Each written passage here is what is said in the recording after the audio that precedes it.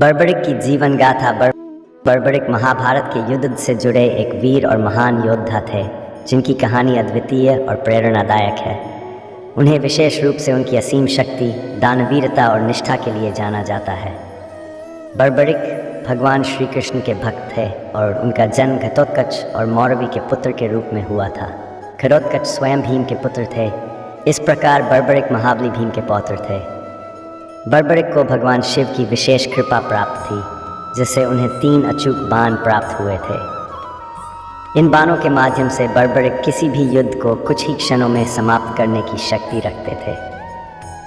बर्बरिक ने एक प्रतिज्ञा ली थी कि वह हमेशा युद्ध में हारने वाली पक्ष की सहायता करेंगे। जब महाभारत का युद्ध प्रारंभ होने वाला था, तो बर्बरिक अपनी प्रतिज्ञा के अनुसार युद्ध में भाग लेने के लिए निकले।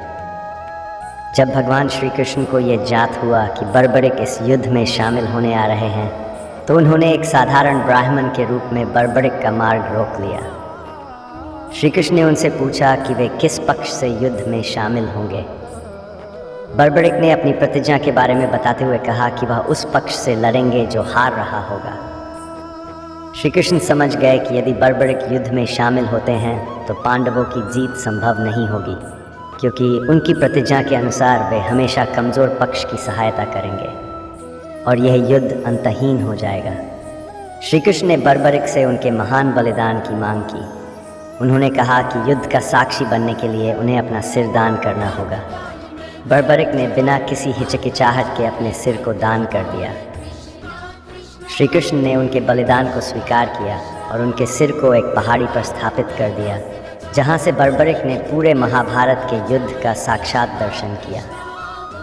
भगवान श्री कृष्ण ने बर्बरिक को यह वरदान दिया कि कलयुग में लोग उन्हें श्याम के रूप में पूजेंगे और उनकी भक्ति से सभी मनोकामनाएं पूर्ण होंगी। आज भी राजस्थान के खाटू क्षेत्र में बर्बरिक को खाटू श्याम जी के रूप में पूजा जाता है। उनकी भक्ति और श्रद्धा अपार है और हर साल लाखों श्रद्धालु उनके दर्शन करने आते हैं। बर्बरिक की जीवन गाथा एक ऐसे योद्धा की कहानी है जिसने अपनी शक्ति का सही उपयोग किया और अपने दानवीरता से महाभारत जैसे महान युद्ध में महत्वपूर्ण भूमिका निभाई।